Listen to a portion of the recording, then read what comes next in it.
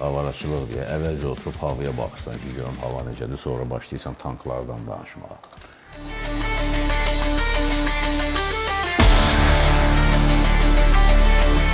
Azərbaycan şəxsiyyətinə salam, hər vaxtınız xeyirli olsun. Tank. Niyə tanklar iş orasındadır ki? Keçən buraxılışda da tanklar barədə danışanda yenə də başa salmağa çalışırdım ki, ay millət demək istəyərdim, amma millət demirəm, çünki millətin içində başa düşənlər də var. Ay tanka düşmən gözü ilə baxanlar, ay divan ekspertləri, ay tankı görmək istəməyənlər. Söhbət tamamilə başqa bir şeydən gedir. Bilirsiniz, misal da çəkdik ki, Xruşovla bağlı qəbul eləməliyiz. Başa saldıq ki, tankların müasir döyüş zonasında nə qədər vacib olduğunu anlatmağa çalışdıq. Gördük yox. Okey, bir daha həmin o mövzuya qaydırıq və bir daha da başa salacağıq. Amma bir məsələ var, iş orasındadır ki, söhbət o verilən sualdan gedir. Yadınızdadır, mən tankla bağlı bir sual vermişdim ki, niyə görə tankın dayaq təkərləri bir bordda biraz öndədir, digər bordda biraz arxadadır. O suala cavab tapan var və söhbət Xosrovzadədən gedir. O yazmışdı ki, məsələ askı sistemindədir, tankın içində təkərləri idarə edən uzun dəmir çubuqlar var. Bu çubuqlar sol tərəf sağa doğru keçir, biri o birinin yoluna çıxmasın deyə. Sol tərəf təkərlər biraz qabaqda, sağ tərəf təkərlər biraz arxada qoyulur. Məncə bundan ola bilər, ancaq askı sisteminə görədir. Xosrov düz deyirsən. Həqiqətən, hər şey qaydasındadır, hər şey düzdür. Sadəcə bir balaca düzəliş edəcəm. Həmin o dediyin o çubuqlar torsiyon sistemidir. Torsiyon nədir? Askı sistemidir. Bir var yay sistemi, maşınlarda olduğu kimi resorlar var, bilirik, onlarda görmüşük. Və tanklarda isə torsiyon sistemidir. Bir sıra avtomobillərdə də olur o. Torsiyon nədir? Elə həmin çubuqlardır, çoxlu sayda, uzun-uzun və onlar bax belə burulur tank hərəkət eləyəndə. Və tank hərəkət etdikcə o çuxura düşdü və s. və ilaxır bütün bunların həmin o yellənmələrin qarşısını təbii ki, həmin o torsiyonlar alır. Xosrov, çox sağ ol, həmin o suala cavab verdiyinə görə. İndi keçirik başqa bir məqam. Dediniz ki, konkret olaraq tanklar qırılmalıdır. Hətta o yazanlar da var idi ki, biz sizin o hərbi məsələlərlə böyümüşük, qaqaşınal yadımdan çıxır. Amma indi biraz da bizim başımız çıxır, tanklar super, başımız çıxır, əla. Onda başımız çıxırsa, mən sizə başqa bir məlumatı demək istəyirəm. Niyə görə əksəriyyətin tankdan xoşu gəlmir? Buna səbəb elə həmin o Qarabağ müharibəsidir.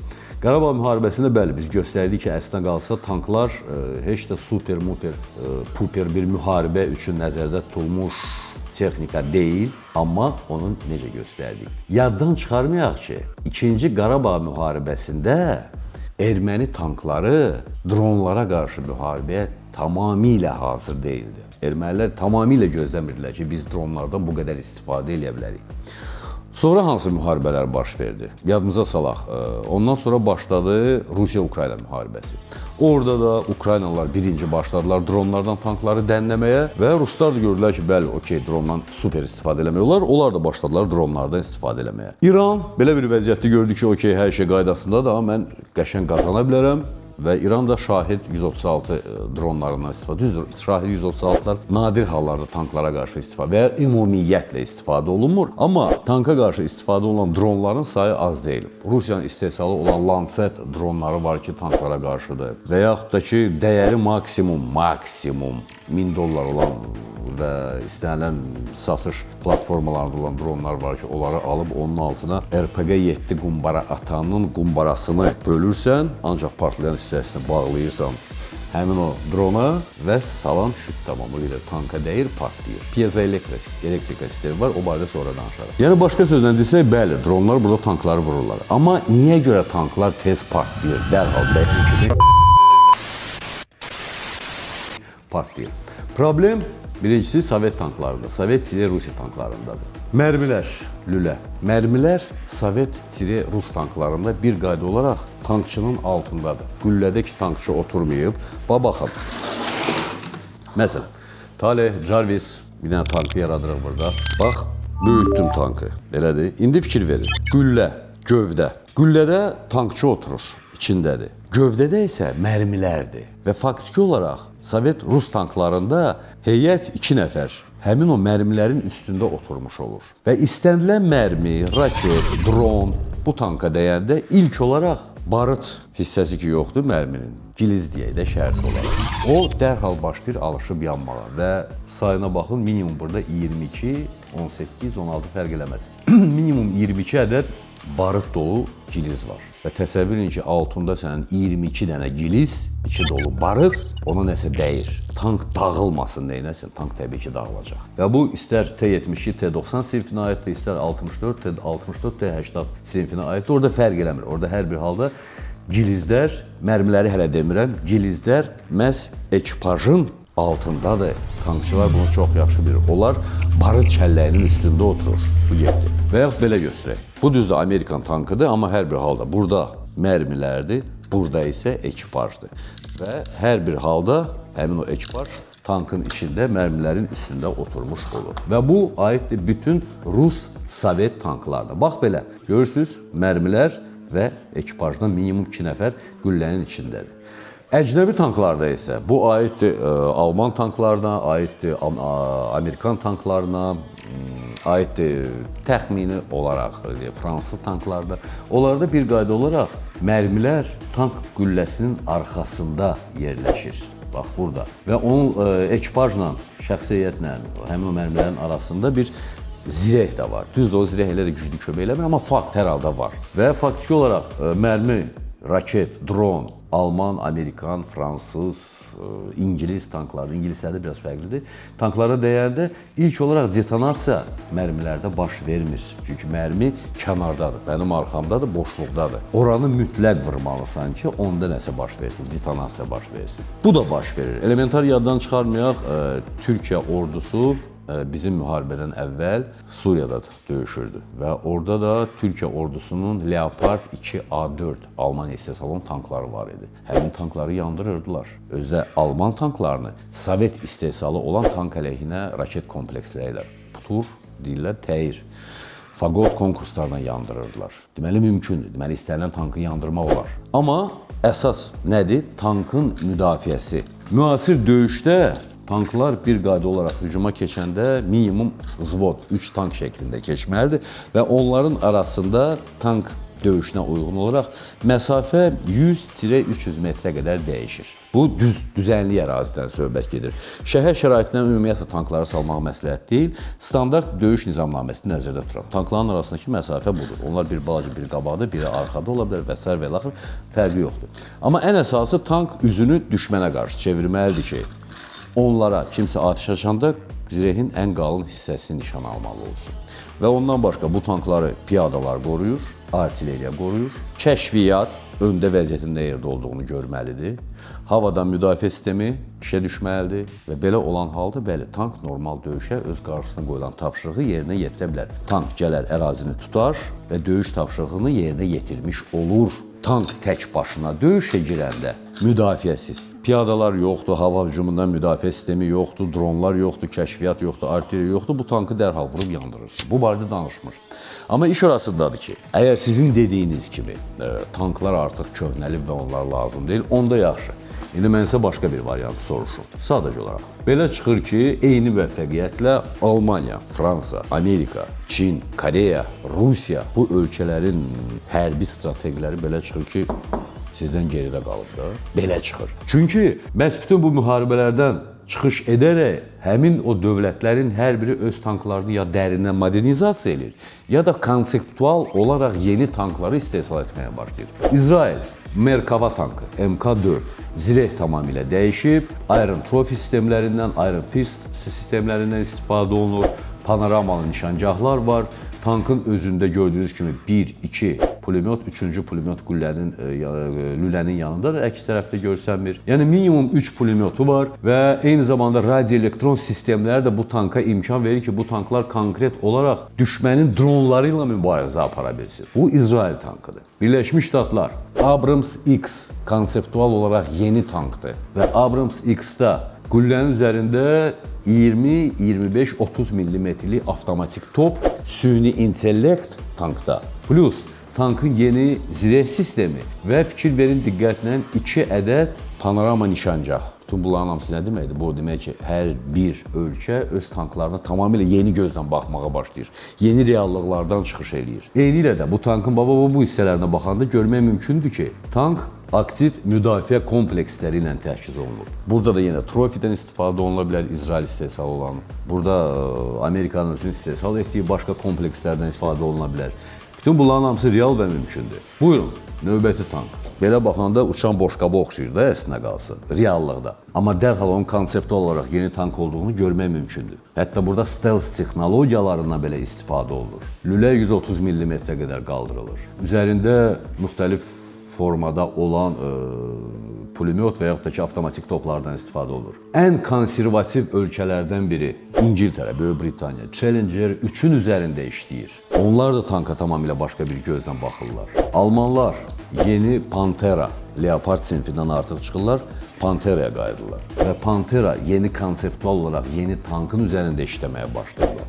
Burada da müdafiə sistemləri, burada da gördüyünüz kimi radioelektron optik sistemlər, radarlar, panorama nişangahı, zirehin tamamilə dəyişdirilməsi, bunların hamısı özünü bir uzə verir. Çin Type 100-ün üzərində işləyir. Type 100 tankı da tamamilə başqa bir tankdır. Və hətta bu tanka belə baxanda dərhal görmək mümkündür ki, bu tankın üzərində avtomatik top, panorama nişangah, raket kompleksləri, zirehin dəyişilməsi, tüstü sistemləri, eyni zamanda hətta bu avtomatik işləyən süni intellektlə əlaqəli olan və dronlara qarşı işləyən komplekslər. Bütün bunların hamısı var və bütün bunların hamısı nə deməkdir? Bütün bunların hamısı o deməkdir ki, dünya tankdan əl çəkmək istəmir, niyyətində deyil. Sadəcə olaraq tankın yeni döyüş taktikası yaranmalıdır. Strateji, konseptual nöqteyi nəzərdən tankı tamamilə başqa bir formada qəbul etmək lazımdır. Qəbul etsələr, bəli, okey, problem yoxdur. Tanklar yenə də dominantlıq təşkil edə biləcək. Yox edə bilməsələr, sizin fikirləşdiyiniz kimi dronlar tankları dənləyəcək. Rusiyanın tanklarının sayı az qalıb. Ukraynada faktiki olaraq tank azdır. Mən demirəm ki, Rus tankı güclüdür, demirəm Amerikan tankı güclüdür. Xeyr, mənim üçün onların güclü olub-olması bu dəqiqə əhəmiyyət kəsb eləmir. Burada sadəcə olaraq ümumiyyətlə tanklardan söhbət gedir ki, tank hər bir halda onun qarşısına qoyulan döyüş tapşırığı yerinə yetirməlidir. Dron tankın etdiklərini edə bilmir. Bu barədə danışmışdıq. Dron tank kimi ərazini tutub onu qoruya bilmir. Amma tank da dronun etdiyini edə bilmir. Tank maksimum 5, maksimum 7 kilometrə qədər ərazini görür. Amma operativ dərinliyə müdaxilə eləmək üçün tank mütləq və mütləq sürətlə irəliləməlidir və təbii ki, belə olan halda atəş altına düşür. Dron isə yüksəklikdən vəziyyəti nəzarət altında saxlayır və lazım olanda zərbə endirir. FPV dronlar bəli, ön cəbhəyə nəzarət edir və zərbə endirir. Lancet kimi dronlar operativ dərinliyə qədər girə bilər, işləyə bilər orada. Şahid tipli dronlar daha da dərində zərbə endirə bilir. Söhbət təkcə tanklara endirilən zərbələrdən getmir. Ümumiyyətlə, dronun vurduğu zərbədən söhbət gedir. Və belə olan halda təbii ki, hər bir məqamda dronun havada olması ona üstünlük yaradır. Amma yerə gələndə əskər drona yox, tanka ümid eləyir. Tankdan nəsə gözləyir və tankın atəş gücünə etibar edir ki, bəli, tank ona lazım olan yerdə atəş dəstəyi verə bilər. Tank dron müharibəsi ilə çox davam edəcək və nə vaxt ki, bu müharibələr başa çatacaq, hal-hazırda aktiv müharibələrdən biri qalıb, hələ ki biri qalıb. Qəzzada hələ bilmirik nələr baş verəcək bundan sonra və yaxud İsrail-İran arasında bilmirik bundan sonra nə baş verəcək. Amma onlar quruda döyüşən deyirlər. Quruda gələn aktiv döyüşlərdən biri Rusiya-Ukrayna müharibəsi başa çatandan sonra yeni tank erasını gözləyin. Yeni tankları gözləyin. Yeni tank erasını gözləmək lazımdır. Çünki mən sizə göstərdim. Tank istehsalında lider olan ölkələr yeni tanklar üzərində işləyirlər. Mən bilərəkdən Rusiyanın armatasını göstərmədim, onu ayrıca danışacağıq. O nə gündədir o tank, o barədə sonra danışarıq. Hələlik isə konseptual yeni tank texnologiyalarından söhbət gedirdi. Və ona görə də tələsməyə dəyməz. Tank xeyr. Tank hələ ki dünyasını dəyişməyib. Hələ ki tanklar var və olacaq da bundan sonra. Sadəcə olaraq yenə deyirəm, generalitet oturub yeni tank döyüşü barəsində bütün təcrübəni nəzərə alaraq müasir konsepsiyanı qurmalıdırlar. Bu mütləqdir. Olacaqsa tank yaşayacaq. Yox, yenə tankları hamı və hər kəs başlayacaq dənləməyə.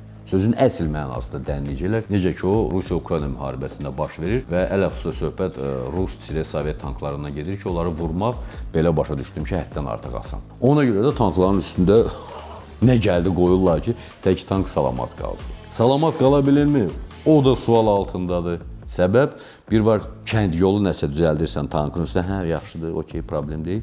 Amma ikinci bir tərəfdən bunu zavod səviyyəsində ağılla hazırlanmış bir formada düzəldirsən. Fərqli şeylərdir, çox böyük fərq var. Elementar Rus Sovet tanklarının önündən zərbə endirəndə, misal üçün T-90'ları nəzərdə tuturanda, T-90'ın önündə radioelektron və lazer sistemləri var. Onlar sıradan çıxan kimi vəssalam, tank elektronikası özünü itirir. Çünki onlar bir-birinə bağlı olan sistemlərdir. Və tankın qülləsi başlayır dərhal sağa sola, lüləsi qalxır, düşür. Ümumiyyətlə tankın qülləsini idarə etmək mümkün olmur. Və nəticədə tank elə bir sıradan çıxır. Və bunun dəfələrlə şahidi olmuşuq ki, bu baş verib. Yadımıza salaq, elementar, hər halda bu videoda görürsünüz onu. Bradley Rusiya-Ukrayna müharibəsində T-90 tankının qülləsinə başladı ardıcıl olaraq atəş açmağa. Mərmilər T-90'ın qülləsini deşmirdi. Deşə də bilməzdi. Bushmaster'in kalibri ona kifayət eləmir. Amma birdən-birə tankın qülləsi başladı fırlanmağa. Öz-özünə. Nə baş verdi? Bəlli oldu ki, elektronika sıradan çıxıb və elektronika sıradan çıxıbsa heç nə. T-90 getdi işin dalıcı. Deməli, BMP tanka orada qalib gəldi. Nə qədər gülməli də səslənsə, BMP tanka qalib gəldi. Belə problemlər təbii ki, Abrams'dan da ola bilər. Abrams'ın üzərində hər halda diqqətlə ona baxanlar görüblər ki, orada panorama nişangahı var. Onu vurursan vəssalam. Yəni, tələsməyə dəyməz. Tankları vaxtından əvvəl bastırmayın. Sadəcə olaraq düşünün, bir balaca oxuyun ən əsası. Ondan sonra biz bu barədə danışa bilərik. Növbəti dəfə isə dronlar sözün yaxşı mənasında bizim hədəfimizdədir. Və bir sualda, dron demişkən, bir sualda. Aydın məsələdir ki, dronlara qarşı bir sıra silahlardan istifadə olunur. Mən sizə indi bir silah göstərəcəm.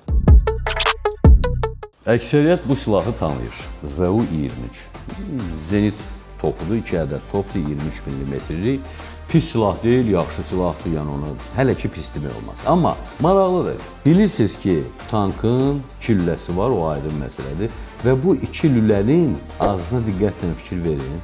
Görürsünüz burada borular var. Lülə və qalın, bax, belə borular. Şəkildə də görürsünüz bunu, diqqətlə baxın, borular. Onlar nə üçündür? Bax, bu bizim növbəti sualımızdır. ZU-23-2 zenit avtomatlarının lüləsinin ağzındakı həmin o böyük borular nə üçündür? Və Jarvis Taleh həmişə məni boğazımdan tutur.